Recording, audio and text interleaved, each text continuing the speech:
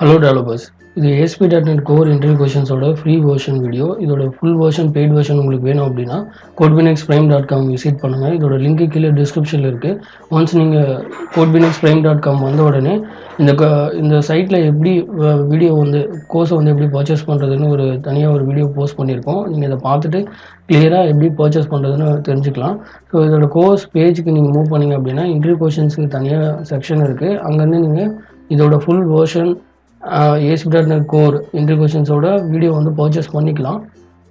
So இது நீங்கள் இண்டிவிஜுவலாக தான் பர்ச்சேஸ் பண்ணோன்னா கிடையாது. ASP.NET கோர்ஸ் வாங்கினீங்கன்னா அதுலேயுமே நாங்கள் இதை ஆட் ஆன் பண்ணியிருக்கோம்.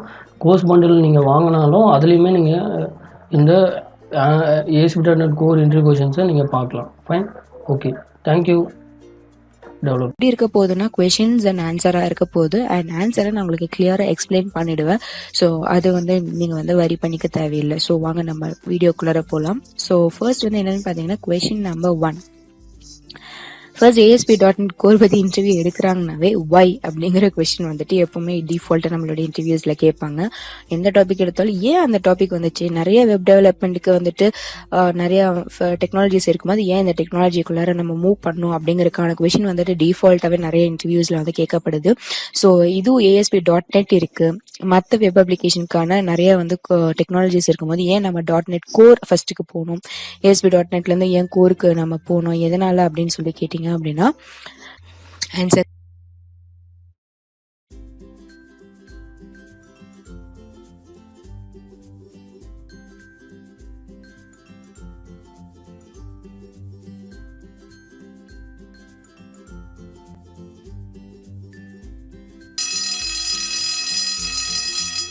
ஸோ நீங்கள் கோர்ஸ் படிச்சிருந்தீங்கன்னா இதுக்கான ஆன்சரை நீங்கள் இப்போ செகண்ட்ல நீங்கள் சொல்லியிருப்பீங்க. ஸோ தெரியாதவங்க இப்போ தெரிஞ்சுக்கோங்க. ஸோ அதுக்கு நிறைய ரீசன்ஸ் இருக்கு. ஸோ அந்த ரீசன்ஸ்லாம் ஒன் பை ஒன் நான் சொல்றேன். ஸோ ஃபர்ஸ்ட் என்னன்னா இது ஒரு ரிச்சான ஃப்ரேம் ஒர்க். நம்ம ASP.NET சூப்பர் செட்னு சொல்லலாம். அதோட ஹெட்னு கூட நீங்க சொல்லலாம் ASP.NET கோர். ஸோ ஏன் அப்படி நம்ம சொல்றோம் அப்படின்னு பாத்தீங்கன்னா ஃபர்ஸ்ட் ட்ரெடிஷனல் ASP.NET விட இது ரொம்ப ஃபாஸ்டா ஒர்க் ஆகுது. அண்ட் மேஜர் ரீசன் எதுக்காக நம்ம ASP.NETல இருந்து நம்ம .NET கோருக்கு போகணும் அப்படின்னு பாத்தீங்கன்னா கிராஸ் பிளாட்ஃபார்ம் அச்சீவ் பண்றதுக்காக தான். அதாவது நம்ம யூஸ்வலா நம்மளுடைய டெக்னாலஜிஸ்லாம் நம்ம விண்டோஸ்ல இப்போ ASP.NETல நீங்க கிரியேட் பண்ற டெக்னாலஜிஸ் அப்ளிகேஷன்ஸ்லாம் விண்டோஸ்ல தான் ஒர்க் பண்ணிட்டு இருக்கும். எனக்கு கிராஸ் பிளாட்ஃபார்ம் என்னோட அப்ளிகேஷன், அதாவது விண்டோஸ் மட்டும் இல்லாம மேக்லயோ லினக்ஸ்லயோ நீங்க என்னோட அப்ளிகேஷன் ஒர்க் ஆகணும் அப்படின்னு சொல்லி நீங்க யோசிக்கும் போது அதுக்காகத்தான் நம்ம ASP.NET கோருக்கே ஃபர்ஸ்ட் போறோம். ஸோ ASP.NET கோருடைய மேஜர் ஐடியாலஜி என்னன்னா கிராஸ் பிளாட்ஃபார்ம் அச்சீவ் பண்ணணும், என்னோட விண்டோஸ்ல மட்டும் ஒர்க் பண்ணாம மத்த எல்லா ஆப்ரேட்டிங் சிஸ்டம்லயும் ஒர்க் ஆகணும் அப்படிங்கறதுக்காகத்தான் நம்ம ASP.NET கோருக்கு நம்ம போறோம். அண்ட் இன்னும் என்னன்னு பாத்தீங்கன்னா நெக்ஸ்ட் ஃபீச்சர் என்ன அப்படின்னு பாத்தீங்கன்னா சைட் பை சைடு நம்மளுக்கு வெர்ஷனிங்கும் ஆகும். ஸோ நம்மளோட வெர்ஷனிங்கும் சைட் பை சைடு நம்மளுக்கு நடந்துட்டே இருக்கும். ஸோ அதனால நம்ம ASP.NET கோருக்கு போறோம். நெக்ஸ்ட் என்னன்னா நம்மளுடைய பழைய அப்ளிகேஷன்ஸ்லாம் IIS சர்வர் இருந்தால் மட்டும்தான் ரன் ஆகுற மாதிரி இருந்துச்சு. பட் இப்போல்லாம் என்னன்னா நம்மளுடைய அப்ளிகேஷன் IIS சர்வர் மட்டும் இல்லாம மற்ற இதுலயும் சர்வர்ஸ்லயும் ரன் ஆகும். இல்ல செல்ஃப் ஹோஸ்டிங் பண்ணணும்னாலும் பண்ணலாம், இல்ல நீங்க வேற எதுல ஹோஸ்ட் பண்ணணும் அப்படின்னாலும் நீங்க பண்ணிக்கலாம். ஸோ இது ஒரு so built-in support for dependency இன்ஜெக்ஷனுக்கு தேவையான சப்போர்ட்ஸ் எல்லாம் அது பில்ட்-இன்னாவே இந்த ASP.NET கோர்ல இருக்கு. ஸோ டிபெண்டன்சி இன்ஜெக்ஷன் நம்மளுடைய அப்ளிகேஷன் டெவலப்மெண்ட்ல ரொம்ப ரொம்ப யூஸ்ஃபுல்லான ஒரு ஃபங்க்ஷனாலிட்டிஸ். ஸோ நெக்ஸ்ட் என்னன்னா கிளவுட். ஸோ இப்போ இருக்கிற என்விரான்மெண்ட்ல நம்மளுக்கு கிளவுட் ரொம்ப எஃபிஷியன்டான ரோல் பிளே பண்ணுது. நம்மளோட அப்ளிகேஷன் கிளவுட்ல டிப்ளாய் பண்ற மாதிரியான அப்ளிகேஷனா இருந்தா தான் லாஸ்ட் ஆக முடியும். அதாவது நம்மளுடைய என்விரான்மெண்ட்ல ட்ரெண்ட்ல சர்வே பண்ண முடியும். ஸோ அதுக்கான இம்ப்ரூவ்மெண்ட்லாம் அவங்க கொடுத்துருக்காங்க. So ASP.NET கோர்ல. ஸோ இதெல்லாம் அதனுடைய மெரிட்ஸ். ஸோ இது கூட என்னென்ன இருக்கு அப்படின்னு பாத்தீங்கன்னா அது மட்டும் இல்லாம மற்ற மெரிட்ஸ்லாம் என்னென்னு பார்க்கலாம். ஸோ ஃபர்ஸ்ட் என்னன்னா ஜாவா ஸ்கிரிப்டுக்கும் வந்துட்டு சப்போர்ட் ப்ரொவைட் பண்ணியிருக்கு. நெக்ஸ்ட் வந்துட்டு எம்விசி மாடலுக்கும், அதாவது நம்மளோட எம்விசி மாடல் வியூ கண்ட்ரோலர் அந்த மாடலுக்கும் வந்துட்டு நிறைய வந்துட்டு டெவலப்மெண்ட்ஸ் வந்து நடந்திருக்கு. ரேசர் பேஜஸ், ரேசர் பேஜஸ்னா வந்துட்டு நம்மளுடைய கோர்ஸ் படிச்சவங்களுக்கு கண்டிப்பா வந்துட்டு தெரிஞ்சிருக்கும். பிகாஸ் நம்ம அந்த பேஜஸ்லாம் கிரியேட் பண்ணியிருப்போம். அண்ட் ரேசர் பேஜஸ்க்கும் எம்விசிக்கும் என்ன டிஃபரன்சஸ் அப்படிங்கிறதும் தெரிஞ்சிருக்கும். ஸோ ரேசர் பேஜஸ்ல நம்ம எம்விசி யூஸ் பண்ணாலும் பட் ரெண்டுக்குமே வந்துட்டு நிறைய டிஃபரன்சஸ் இருக்கு. ஸோ அந்த பேஜஸ் வந்துட்டு ரொம்ப ப்ரொடக்டிவாக கிரியேட் பண்ணுறதுக்கு வந்து நம்மளுடைய ASP.NET கோர் வந்துட்டு யூஸ்ஃபுல்லாக இருக்கு. ஸோ நெக்ஸ்ட் வந்துட்டு என்னன்னா என்விரான்மெண்ட் பேஸ்ட் கான்ஃபிகரேஷன் வந்துட்டு சப்போர்ட் பண்ணுது. ஸோ நம்மளுடைய என்விரான்மெண்ட், அதாவது நம்ம டெவலப்மெண்ட் என்விரான்மெண்ட்ல இருக்குமா இல்லை டெஸ்டிங் என்விரான்மெண்ட்ல இருக்கோமான்னு சொல்லிட்டு நம்ம அந்த கான்ஃபிகரேஷன் பண்ணிட்டோம் அப்படின்னா நம்ம கிளவுட் டிப்ளாய்மெண்ட் சப்போர்ட்டுக்கு வந்து அது யூஸ்ஃபுல்லாக இருக்கும் இல்லையா. ஸோ அது வந்துட்டு ஈஸியாக பண்ணுது. அண்ட் இதோட முக்கியமான ஒரு இன்ஃபர்மேஷன் என்ன அப்படின்னு பார்த்தீங்கன்னா பில்ட் இன் லாகின். ஸோ வந்துட்டு நம்மளுடைய லாகிங் சப்போர்ட் வந்துட்டு இன்பில்ட்டாவே இருக்கு. ஸோ நம்மளோட ஃபைல்ஸ்லேயே வந்துட்டு லாகின்கான ப்ரொஃபைல் வந்து நம்ம கிரியேட் பண்ணி வச்சிருப்போம். ஸோ அதில் வந்துட்டு அது லாகின்கான சப்போர்ட்ஸ் ஃபுல்லாகவே அதில் இருக்கும். நெக்ஸ்ட் வந்து என்னன்னு பார்த்தீங்கன்னா நம்மளுடைய மாடல்ஸ், ஹேண்ட்லர்ஸ், அதாவது நம்மளுடைய ரெக்வெஸ்ட் வந்துட்டு எப்படி வந்து ஹேண்டில் பண்ணணும் அப்படிங்கறதுக்கான மிடில்வேர் மாடியூல்ஸ் எல்லாமே வந்துட்டு ரொம்ப எஃபிஷியண்டாக வந்துட்டு அவங்க வந்து கிரியேட் பண்ணி நம்மளுக்கு டிபெண்டன்சிஸ்ல கிரியேட் பண்ணி நம்மளுக்கு கொடுத்துருக்காங்க. ஸோ இதெல்லாம் தான் வந்துட்டு ரீசன் நம்ம ஏன் ASP.NET கோருக்கு வந்துட்டு நம்ம அடாப்ட் பண்றோம் நம்ம வெப் அப்ளிகேஷன் டெவலப் பண்றதுக்கு அப்படின்னு சொல்லிட்டு. ஸோ இதை வந்துட்டு நம்ம ஒரு கிளான்ஸ் பார்த்துடலாம். ஸோ ஃபர்ஸ்ட் வந்துட்டு என்னன்னா கிராஸ் பிளாட்ஃபார்முக்காக மட்டும்தான் ஃபர்ஸ்ட் வந்து நம்ம வந்து ASP.NET கோருக்கு போகிறோம். அதில் வந்துட்டு நம்மளுக்கு மற்ற என்னென்ன இன்ஃபர்மேஷன்ஸ் எக்ஸ்ட்ரா வந்துட்டு நம்ம பெனிஃபிட்ஸ் கிடைக்குது அப்படின்னு பார்த்தீங்கன்னா ரொம்ப ஃபாஸ்ட்டாக இருக்குது, டிபெண்டன்சிஸ் இன்ஜெக்ஷன் இருக்குது, அதுக்கப்புறம் வந்துட்டு நம்மளுடைய ஹாஸ்டிங் வந்துட்டு ரொம்ப ஃப்ளெக்சிபிளாகவும் இருக்குது, அண்ட் கிளவுடில் வந்துட்டு டிப்ளாய் பண்ணுற மாதிரியான சப்போர்ட்ஸும் நம்மளுடைய ASP.NET கோரில் வந்து ப்ரொவைட் பண்ணுறாங்க. ஸோ நெக்ஸ்ட் வந்து என்னன்னு பார்த்தீங்கன்னா ஜாவா ஸ்கிரிப்ட் ஃப்ரேம் ஒர்க்குக்கும் சப்போர்ட் பண்ணுறாங்க. அதுக்கப்புறம் எம்விசி மாடல் அது வந்துட்டு நம்ம டெவலப் பண்ணியிருக்காங்க. அது கூட ரேசர் பேஜஸ்க்கான அதாவது ரேசர் பேஜஸ் கிரியேட் பண்ணுறதுக்கு எவ்வளோ ஈஸி அண்ட் ப்ரொடக்டிவாக இருக்குமோ அதுக்கு வந்துட்டு அதுக்கான சப்போர்ட்ஸும் வந்துட்டு அதில் இருக்குது. அதுக்கப்புறம் environment based configuration, logging support, அதுக்கப்புறம் மிடில்வேர்க்கான சப்போர்ட்ஸ் எல்லாமே இருக்கிறனால இதெல்லாம் தான் ரீசன் நம்ம ஏன் ASP.NET கோருக்கு நம்ம போகிறோம். ASP.NET இருந்தும் மற்ற டெக்னாலஜிஸ் இருந்தும் ஏன் ASP.NET கோர் போகிறதுக்கான reasons. So question number 2, difference between ASP.NET and ASP.NET Core. Answer.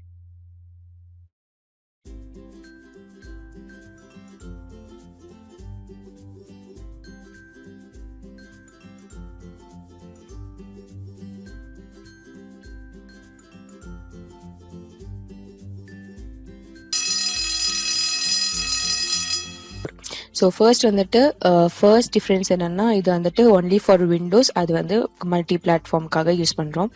And ASP.NET good performance தான் இருக்குது, பட் வந்துட்டு கோரில் வந்து அதுக்கான ஹையர் பர்ஃபார்மன்ஸ் வந்து நம்மளுக்கு கொடுக்குறாங்க. பிகாஸ் வந்துட்டு நிறைய வந்துட்டு டிபெண்டன்சிஸ்லாம் இருக்குது. ஸோ அதை வச்சு நம்ம வந்து இன்னும் ஃப்ளெக்சிபிளாக வந்துட்டு நம்மளுடைய ASP.NET கோரில் வந்து பண்ணலாம். பிகாஸ் வந்துட்டு IAS சர்வரில் மட்டும் தான் அதை ஹோஸ்ட் பண்ண முடியும். இதில் பார்த்தீங்கன்னா நிறைய சர்வர்ஸில் நம்ம ஹோஸ்ட் பண்ணிக்கலாம். ஸோ அந்த மாதிரியான நிறைய பர்ஃபார்மன்ஸ், நிறைய இன்ஃபர்மேஷன்ஸ் நம்மளுக்கு அதிகமாக இருக்குது ASP.NET கோரில்.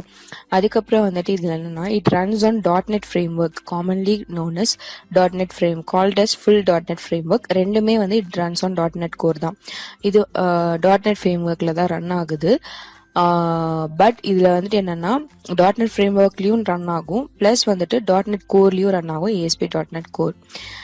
அதுக்கப்புறம் வந்து பார்த்தீங்கன்னா ASP.NET வந்துட்டு என்ன சப்போர்ட் பண்ணுது அப்படின்னு பார்த்தீங்கன்னா வெப் ஃபார்ம் சப்போர்ட் பண்ணுது, MVC சப்போர்ட் பண்ணுது, வெப் API சப்போர்ட் பண்ணுது, ASP.NET சப்போர்ட் பண்ணுது. பட் வெப் ஃபார்மை வந்து ASP.NET கோர் வந்து சப்போர்ட் பண்ணாது.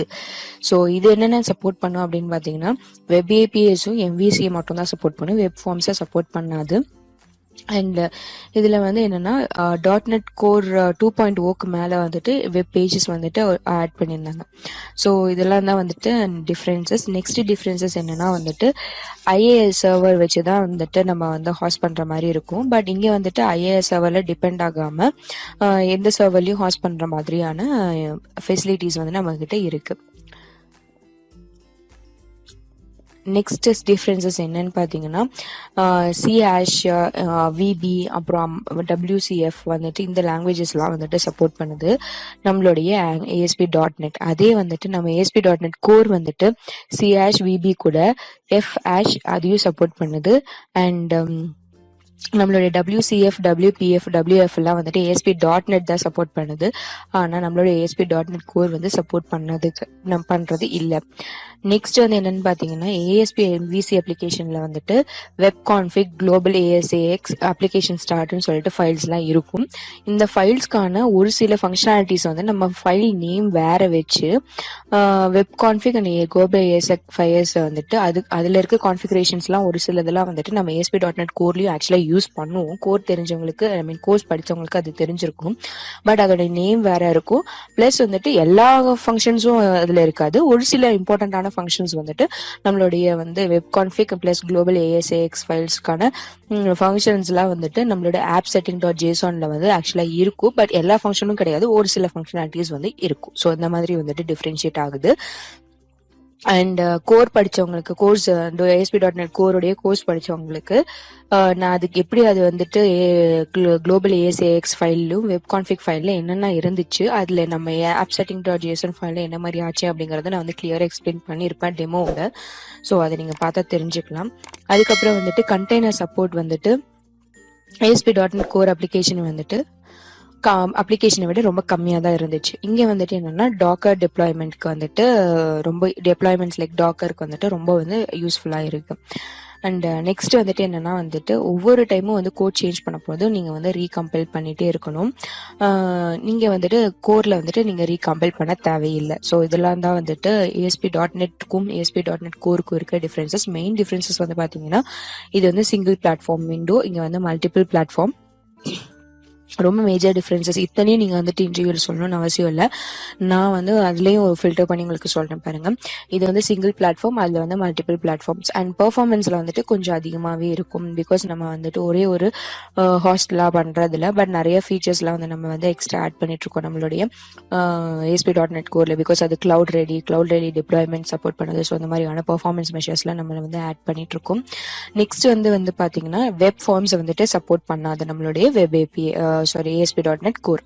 ஓகேங்களா? ஸோ நெக்ஸ்ட் வந்துட்டு அந்த ஹாஸ்டிங் பத்தி நீங்க சொல்லியே ஆகணும். பிகாஸ் வந்துட்டு IAS மட்டும் டிபெண்ட் பண்ணி, அதாவது system.web.dll மட்டும் டிபெண்ட் பண்ணி தான் நம்ம ஹாஸ்ட் பண்ண முடியும் ASP.NET.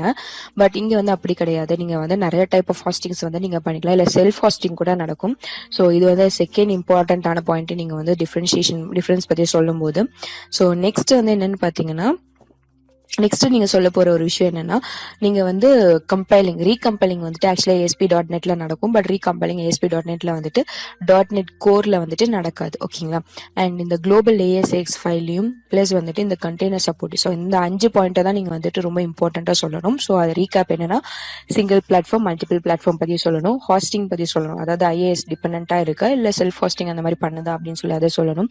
அதுக்கப்புறம் வந்துட்டு இந்த அப்ளிகேஷன் .setting .json ஃபைல் பத்தி சொல்லணும், கண்டெய்னர் சப்போர்ட் பிளஸ் வந்துட்டு நீங்க என்ன சொல்லணும் அப்படின்னு பாத்தீங்கன்னா ரீகம்பைலேஷன் வந்துட்டு ஆக்சுவலா நம்மளுடைய ASP.NET கோர்ல வந்து கிடையாது. அதை வந்து நீங்க சொல்லணும். ஸோ இதெல்லாம் தான் டிஃபரன்சஸ்.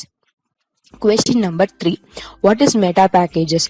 ஸோ மெட்டா பேக்கேஜஸ்னா என்னன்னா, நம்மளுடைய மெட்டா பேக்கேஜஸ் அப்படின்னு நீங்க சொல்லும் போதே உங்களுக்கு கொஞ்சம் ஓரளவுக்கு தெரிஞ்சிருக்கும். பிகாஸ் ASP.NET கோர்னுடைய டேட்டாஸ், அதாவது ASP.NET கோர் வந்து நான் வந்து இம்போர்ட் பண்ணணும், அதுல ஒர்க் அவுட் பண்ணோம்னா அதுக்குன்னு டிபெண்டன்சிஸ் வேணும். அதுக்கு இவ்வளோ ஃபீச்சர்ஸ் இருக்குன்னா, அந்த இப்போ நான் இதுக்கு முன்னாடி வந்து நம்ம ASP.NET கோர் பத்தி நிறைய ஃபீச்சர்ஸ்லாம் இருக்குன்னு படிச்சோம் இல்லையா? ஸோ அதுக்கான டிபெண்டன்சிஸும் அதுக்கான ஃபெசிலிட்டிஸும் வந்துட்டு எனக்கு ஒரு பேக்கேஜா அவைலபிளா இருந்தா தான் நான் அதை யூஸ் பண்ணி என்னோட ASP.NET கோர்ல ஒர்க் அவுட் பண்ண முடியும். ஸோ இதை தான் மெட்டா பேக்கேஜ்னு ஆக்சுவலா சொல்லுவாங்க. ஸோ நீங்க ASP.NET இங்க வந்துட்டு விஷுவல் ஸ்டுடியோல வந்து நீங்க டவுன்லோட் பண்ணி, விஷுவல் ஸ்டுடியோல நீங்க வந்து யூஸ் பண்றீங்க அப்படின்னா, மெட்டா பேக்கேஜ் வந்துட்டு இந்த நியூகெட் பேக்கேஜஸ்ங்கிற ஃபோல்டர்ல வந்துட்டு ASP.NET கோர் பேக்கேஜ் அப்படின்னு சொல்லிட்டு ஒரு இண்டிவிஜுவல் ப்ராஜெக்ட் பேக்கேஜே இருக்கும். அதை நீங்க வந்து டவுன்லோட் பண்ணி அந்த பேக்கேஜை நீங்க இன்ஸ்டால் பண்ணிக்கிட்டா நீங்க வந்து அதுல ஒர்க் அவுட் பண்ணலாம். ஸோ இந்த மாதிரி தான் ஆக்சுவலா வந்து ஃபர்ஸ்ட் இருந்துச்சு. ஸோ அதாவது ASP.NET கோருக்கு என்னென்ன தேவையான பேக்கேஜஸ் எல்லாம் இருக்கும், அதுக்கு தேவையான என்ன டிபெண்டன்சிஸ் இருக்கும், அது ஃபுல்லாவே வந்து ஒரு பேக்கேஜா இருக்கும். ஸோ ASP.NET கோருக்கு தேவையான எல்லா டிபெண்டன்சியுமே ஒரே பேக்கேஜா வந்து போட்டு ASP.NET கோர்னு சொல்லிட்டு ஒரு பேக்கேஜ் வந்துட்டு நியூகெட் பேக்கேஜஸ்ல இருக்கும். நீங்க அதை டவுன்லோட் பண்ணி அதை இம்போர்ட் பண்ணிட்டா மட்டும்தான் நீங்க வந்து ASP.NET கோரை வந்து யூஸ் பண்ற மாதிரி இருக்கும். ஆனா இப்ப வர ASP.NET கோர்ல வந்துட்டு அந்த அவசியம் கிடையாது. பிகாஸ் நீங்க வந்து ASP.NET கோர்ல வந்து இப்போ 3.0 வந்துருச்சு, 5 கூட வந்துருச்சு. ஓகேங்களா? ஸோ நீங்க அதுல எல்லாம் போயிட்டீங்க அப்படின்னா நீங்க ASP.NET கோர்க்கான இப்போ விஷுவல் ஸ்டுடியோல வந்துட்டு நீங்க வந்து எந்த மாதிரியான ப்ராஜெக்ட் பண்றீங்க நீங்க சூஸ் பண்ணும் போதே ASP.NET கோர் நீங்க சொல்லி சூஸ் பண்றீங்கன்னு வச்சுக்கோங்களேன், இன்பில்ட்டாவே வந்து ASP.NET கோர்க்கான எல்லா டிபெண்டன்ட் பேக்கேஜஸுமே வந்துட்டு உங்களுக்கு லோட் பண்ணி தான் உங்களுக்கு கொடுக்கும். நீங்களா தனியா போய் நியூ கேட் பேக்கேஜஸ்ல இருந்து லோட் பண்ணுங்கிற அவசியம் இல்லை. ASP.NET கோர் 2.0 அந்த இடத்துல தான் வந்து நீங்க அது யூஸ் பண்றதா இருந்தா மட்டும்தான் நீங்க வந்து நியூ கேட் பேக்கேஜஸ்ல போயிட்டு ASP.NET கோர் வந்து பேக்கேஜை இன்ஸ்டால் பண்ற மாதிரி இருக்கும். அதுக்கப்புறம் வர வெர்ஷன்ஸ்லாம் வந்து இன்பில்ட்டாவே அது ஆக்சுவலா ப்ரொவைட் பண்ணிடுறாங்க.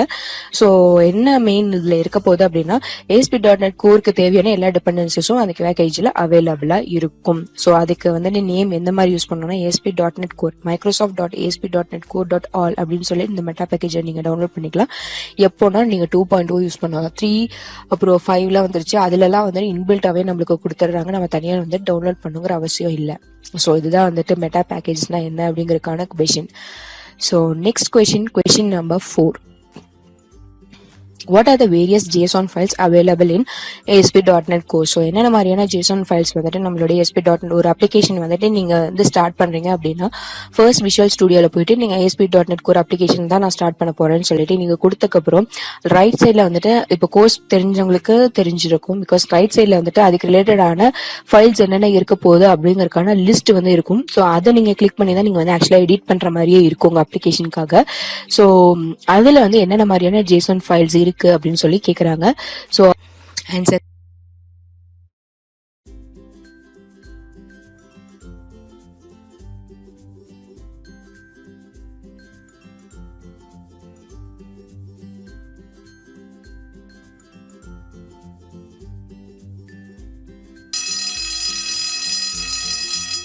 அதுக்கான ஆன்சர் இதுதான். global.json file, launchsetting.json file, appsetting.json file, bundleconfig.json file, bower.json file, package.json file சொல்லி நிறைய JSON files இருக்கு. ஸோ இதுல வந்து பாத்தீங்கன்னா ஃபர்ஸ்ட் வந்துட்டு global.json file என்ன இருக்க போகுது அப்படின்னா, ஸோ குளோபலாக வந்துட்டு என்னென்னா நம்மளுடைய ப்ராஜெக்ட்கான வெர்ஷன்ஸ் அந்த மாதிரியான இன்ஃபர்மேஷன்ஸ்லாம் இருக்கும். லான்ச் செட்டிங்ஸில் வந்துட்டு நம்மளுடைய IAS சர்வராக இருக்கட்டும், இல்லை வந்துட்டு நம்ம என்னென்ன விண்டோஸ் வெப் லிசனராக இருக்கட்டும், ஸோ நம்மளோட ப்ராஜெக்ட்கான எல்லா ப்ரொஃபைல்ஸும் இருக்கும். ஸோ ப்ராஜெக்ட்க்கு ஒரு ப்ரொஃபைல் இருக்கும், சர்வருக்கு ஒரு ப்ரொஃபைல் இருக்கும், வெப் லிசனருக்கு ஒரு ப்ரொஃபைல் இருக்கும். ஸோ ப்ரொஃபைலாக மெயின்டைன் பண்ணிட்டு இருப்பாங்க. ஆப் செட்டிங்கான JSON ஃபைலில் வந்துட்டு என்ன இருக்கும் அப்படின்னா, ஸோ நம்ம ஒரு டேட்டாபேஸ் கூட கனெக்ட் பண்ணி நம்ம டேட்டாபேஸ்லேருந்து டேட்டா ஆக்சஸ் பண்ணுற மாதிரி இருந்துச்சுன்னா நம்ம கனெக்ஷன் ஸ்டிங் வந்துட்டு appsetting.json ஃபைலில் தான் நம்ம கொடுப்போம். ஸோ அங்கே வந்துட்டு ஸ்டிங் பாத் கொடுத்துட்டு அந்த நேம் மட்டும் வெரிஃபை எடுத்து தான் நம்ம வந்து ஃபுல் அண்ட் ஃபுல் அப்ளிகேஷன்ஸில் வந்து ரெஃபர் பண்ணுற மாதிரி தான் இருக்கும். மெயின் பாத் வந்து நம்ம appsetting.json ஃபைலில் தான் நம்ம கொடுப்போம். ப்ளஸ் வந்து லாகிங்கான ஃபைல்ஸ் எல்லாம் அதில் இருக்கும்.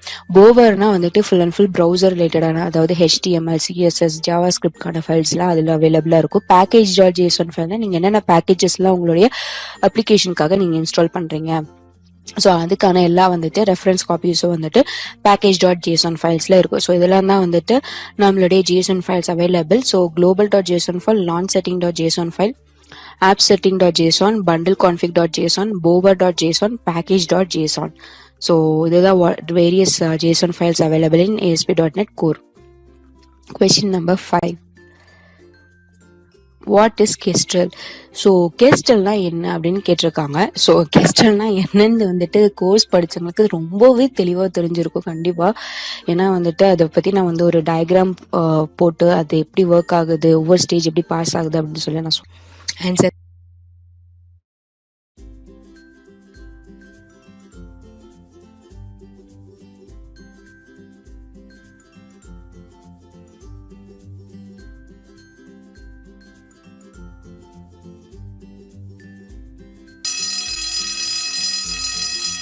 சொல்லியிருந்தேன். ஸோ கெஸ்டல்னா ஒன்றுமே இல்லை, நம்மளுடைய மேஜர் ஐடியாவே நம்ம ASP.NET கோருக்கு வந்துட்டு multiple platform cross platform achieve பண்ணணும் அப்படிங்கிறது தான். ஸோ இந்த கெஸ்டில் என்ன பண்ண போகுது அப்படின்னா, இது ஒன்றுமே இல்லை, இது வந்துட்டு ஒரு கிராஸ் பிளாட்ஃபார்ம் வெப் சர்வர் தான். ஸோ இந்த கெஸ்டில் மூலமாக தான் நம்ம கிராஸ் பிளாட்ஃபார்ம் ஆக்சுவலாகவே அச்சீவ் பண்ணுறோம். ஸோ அதுதான் மெயின் மெரிட் இதோடது. ஸோ இந்த கெஸ்டில் என்னென்னா, இது ஒரு வெப் சர்வர். இந்த வெப் சர்வர் எங்கே இருக்க போகுது அப்படின்னு பார்த்தீங்கன்னா, யூஸ்வலாக வெப் சர்வர் வந்து ப்ரௌசர் சர்வர் சைடில் அந்த மாதிரி இருக்கும். பட் இங்கே வெப் சர்வர் எங்கே இருக்க போகுது, நம்ம அப்ளிகேஷனுக்குள்ளார வந்துட்டு ஹோல்ட் ஆகிட்டு இருக்க போகுது. ஸோ நீங்கள் வந்து ஒரு அப்ளிகேஷன் வந்துட்டு இங்கே வந்து ப்ரௌசரில் வந்து லோட் பண்ணுறீங்க அப்படின்னா, ஏதோ ஒரு ப்ரௌசர்ல இருந்து ரோட் பண்றீங்க, அது எந்த ப்ரௌசர் ஆனாலும் இருக்கலாம். ஸோ அங்கிருந்து வர ரெக்வஸ்ட் வந்துட்டு ஒரு சில சேஞ்சஸ்க்கு அப்புறம் வந்துட்டு அப்ளிகேஷனுக்குள்ள நுழையுது அப்படின்னா, ஃபர்ஸ்ட் வந்து என்ன ஆக போகுதுன்னா கெஸ்டல் தான் மீட் பண்ணும். ஸோ இந்த கெஸ்டல் என்ன பண்ணணும்னா, இது வந்து அப்ளிகேஷனுக்குள்ள இருக்கிற சர்வர். ஸோ நம்ம அப்ளிகேஷன் வந்துட்டு இந்த அப்ளிகேஷனுக்குள்ள இருக்க இந்த சர்வர், ஓகேங்களா. ஸோ இந்த ரெக்வஸ்ட் வந்து கெஸ்டல் மூலமா உள்ள போயிட்டு என்ன தேவையான டேட்டாஸ் வேணுமோ அதை எடுத்துட்டு திருப்பியும் கெஸ்டல் மூலமா தான் வெளியே வருது. ஸோ இந்த அப்ளிகேஷன் வந்துட்டு எந்த சர்வரையும் வந்துட்டு காண்டாக்ட் பண்றதுக்கு இந்த கெஸ்டல் தான் உதவுதுன்னு சொல்றேன். எப்படின்னு கேட்டீங்கன்னா, என்னோட அப்ளிகேஷன் வந்துட்டு ஜென்ரலா பாத்தீங்கன்னா கெஸ்டல் கூட தான் காண்டாக்ட் பண்ணுது, ஓகேங்களா. ஸோ என்னோட full and full application datas வந்து கெஸ்டல் கூட தான் காண்டாக்ட் பண்ணுது. ஸோ இந்த அப்ளிகேஷன் வந்துட்டு எந்த மாதிரியான ப்ரௌசருக்கும் டிபெண்ட் ஆகி இல்லை, ஓகேங்களா. எந்த ஒரு ப்ரௌசருக்கும் எந்த ஒரு பிளாட்ஃபார்முக்கும் டிபெண்ட் ஆகி இல்லை. அது வந்து ஃபுல் அண்ட் ஃபுல் கெஸ்டல் கூட தான் வந்து காண்டாக்ட் பண்றதுனால எந்த ஒரு பிளாட்ஃபார்முக்கு டிபெண்ட் ஆகி இல்லை. அது அதோட வேலையை பார்த்துட்டு இருக்கு. இந்த கெஸ்டல் தான் வந்துட்டு நம்மளுடைய வெளியில இருக்கிற இன்டர்நெட் கனெக்ஷன் மூலமா அவங்க பார்த்துட்டு இருக்கிற அந்த யூசருக்கு ப்ரௌசர்ல வந்து டிஸ்பிளே பண்றதுக்கு டேட்டாஸை வந்து அனுப்புது. ஸோ என்னோட அப்ளிகேஷன் வந்துட்டு இப்போ என்ன மாதிரி இருக்குன்னா, பிளாட்ஃபார்ம் இண்டிபெண்டன்ட் ஆயிடுது. ஸோ எந்த ஒரு பிளாட்ஃபார்முக்கு டிபெண்ட் ஆகாம கெஸ்டல் மூலம் கிட்ட தான் காண்டாக்ட் பண்றதுனால இந்த கெஸ்டல் தான் ஆக்சுவலா அவுட்டர் வேர்ல்டு கூட காண்டாக்ட் பண்ணிக்குது. ஸோ அப்படி இருக்கிறதுனால என்னோட அப்ளிகேஷன் வந்து இங்க பிளாட்ஃபார்ம் இண்டிபெண்டன்ட் ஆயிடுது. ஸோ இங்க தான் வந்து நம்ம பிளாட்ஃபார்ம் இண்டிபெண்டன்ஸை அச்சீவ் பண்றோம். ஸோ இதுல வந்து என்னன்னா, cross platform web server for ASP.NET Core and it is based on libuv. So libuv-ங்கிற அந்த இது பேஸ் பண்ணி தான் இது இருக்கு. ஸோ இது வந்துட்டு ஒரு cross platform asynchronous IO library தான். இன்புட் அவுட்புட்காக தான் இது ஆக்சுவலா யூஸ் பண்றோம். ஸோ வர இன்புட் ரெக்வஸ்ட் அவுட்புட்டுக்கு போறதுக்காக தான் இது ஒரு யூஸ் பண்றோம். ஸோ அதனால இது வந்து asynchronous லைப்ரரியா இருக்கு. அண்ட் இது வந்து என்னன்னா, டிஃபால்ட்டாவே வந்து நீங்க ஒரு ப்ராஜெக்ட் கிரியேட் பண்றீங்க அப்படின்னா அந்த ப்ராஜெக்ட்ல டிஃபால்ட்டாவே இந்த சர்வர் வந்து ஆட் ஆயிட்டு இருக்கும். நீங்க வந்து தனியா வந்து ஒரு பேக்கேஜோ இல்ல ஏதாவது டிபெண்டன்சியோ ஆட் பண்ணுங்கிற அவசியமே கிடையாது. நீங்க உங்களுடைய சர்வர் உங்க அப்ளிகேஷன் லைவ் போகும்போது நீங்க வந்துட்டு ஏதோ ஒரு இது மூலமா, அதாவது அப்பாச்சியோ இல்ல AAS மூலமா நீங்க வந்து ப்ராக்ஸி சர்வர் மூலமா நீங்க வந்து காண்டாக்ட் பண்றீங்க அப்படின்னா, அந்த ரெக்வஸ்ட் வந்துட்டு இன்டர்நெட்ல இருந்து ஒரு சில சேஞ்சஸ்க்கு அப்புறம் கெஸ்டல் தான் அச்சீவ் பண்ணுது. ஸோ நீங்க IAS கூட நீங்க வச்சு பண்ணலாம். ஸோ நான் ஆல்ரெடி சொன்னேன் இல்லைங்களா, உங்ககிட்ட அவுட்டர் சைட்ல லைவ் வேர்ல்ட்ல நீங்க எந்த சர்வர் வேணாலும் யூஸ் பண்ணலாம். ஸோ இது மூலமா தான் வந்துட்டு ஹாஸ்டிங்கும் வந்துட்டு IAS டிபெண்ட் ஆக இருக்காம எந்த ஹாஸ்ட் வேணாலும் நம்ம யூஸ் பண்ணிக்கலாங்கிற அந்த ஒரு ஃபீச்சரையும் இந்த கெஸ்டல் தான் கொண்டு வருது. ஸோ நீங்க எந்த மாதிரியான ஹாஸ்டிங் யூஸ் பண்ணி நீங்க வந்து உங்களோட அப்ளிகேஷன் லைவ் போக வைக்கலாம். ஸோ அந்த அதாவது இப்போ ஃபார் எக்ஸாம்பிள் IASஓ அப்பாச்சியோ எது வேணாலும் யூஸ் பண்ணலாம். ஸோ அங்க இருந்து அது எது காண்டாக்ட் பண்ணுது அப்படின்னு பாத்தீங்கன்னா, HTTP ரெக்வஸ்ட் இந்த கெஸ்டல் தான் காண்டாக்ட் பண்ணுது. ஸோ இந்த கெஸ்டலுங்கிறது ஒரு சர்வர் நம்மளுடைய அப்ளிகேஷனுக்குள்ள இருக்கு. ஸோ இது மூலமா தான் நம்ம வந்துட்டு கிராஸ் பிளாட்ஃபார்ம் அண்ட் நிறைய வந்துட்டு ஹோஸ்ட் இண்டிபெண்டாவும் இருக்குது நம்மளோட இது, ஓகேங்களா. ஸோ இதான் வாட் இஸ் கெஸ்டல், அதோட மீனிங். ஹலோ டெவலப்பர்ஸ், நம்ம சைட்டுக்கு இப்போ தான் நீங்கள் ஃபர்ஸ்ட் டைம் வரீங்க அப்படின்னா, எப்படி நம்ம சைட்டில் வந்து கோர்ஸை பர்ச்சேஸ் பண்ணுறதுக்கான வீடியோ டெமோ தான் இது. ஸோ ஃபர்ஸ்ட் ஆஃப் ஆல் இதுதான் நம்மளோட சைட்டு கோட்பினெக்ஸ் பிரைம். ஸோ பெய்ட் கோர்சஸ் எல்லாமே இங்கே உங்களுக்கு அவைலபிளாக இருக்கும். ஃப்ரீ கோர்சஸ் எல்லாமே codebenex.comல இருக்கும். ஸோ நீங்கள் இந்த சைட்டுக்கு ஃபஸ்ட்டு வந்த உடனே ரிஜிஸ்டர் பண்ணிவிடுங்க. ஸோ இதுதான் உங்களோட மெயின் டாஸ்க்காக இருக்கும். நான் வந்து ஏற்கனவே ரிஜிஸ்டர் பண்ணிட்டேன். ஸோ என்னோடய ரிஜிஸ்டர் அக்கௌண்ட்லேருந்து நான் லாகின் பண்ணுறேன். லாகின் பட்டன் கிளிக் பண்ணிவிட்டு என்னுடைய login user name and then password. நீங்கள் பாஸ்வேர்டு மறந்துட்டிங்கன்னா கூட நீங்கள் லாஸ்ட் ஒரு பாஸ்வேர்டு ஆப்ஷனை கிளிக் பண்ணி நீங்கள் பாஸ்வேர்டை ரீஜென்ரேட் பண்ணிக்கலாம். ஸோ நான் லாகின் பண்ணுறேன்.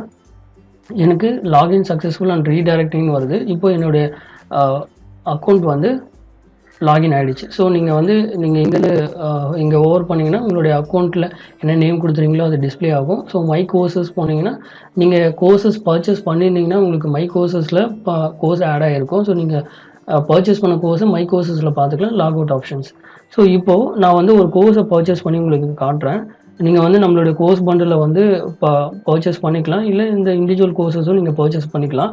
அதுக்கு முன்னாடி ஒரு விஷயம் நீங்கள் நல்லா நோட் பண்ணோம். பர்ச்சேஸ் பண்ணுறதுக்கு நீங்கள் இந்தியன் கஸ்டமரா இல்லை அவுட் சைட் ஆஃப் இந்தியாவா, நீங்கள் இந்தியாவில் இருந்தீங்க அப்படின்னா நீங்கள் என்ன பண்ணணும் அப்படின்ட்டு ப்ரொசீஜர் சொல்கிறேன். ஃபர்ஸ்ட் ஆஃப் ஆல் நீங்கள் ஐஎன்ஆர் இந்தியன் ரூபியில் வந்து சூஸ் பண்ணிக்கணும். ஓகேங்களா? ஸோ இந்தியன் ரூபியில் தான் ஸ்டார்டிங்கில் இருக்கும். இருந்தாலும் நீங்கள் இந்தியாவில் இருந்தீங்க அப்படின்னா இந்தியன் ரூபியில் தான் உங்களுடைய ப்ரைஸ் டேக்லாம் வந்து ஷோ ஆகுதான்னு என்ஷூர் பண்ணிவிடுங்க.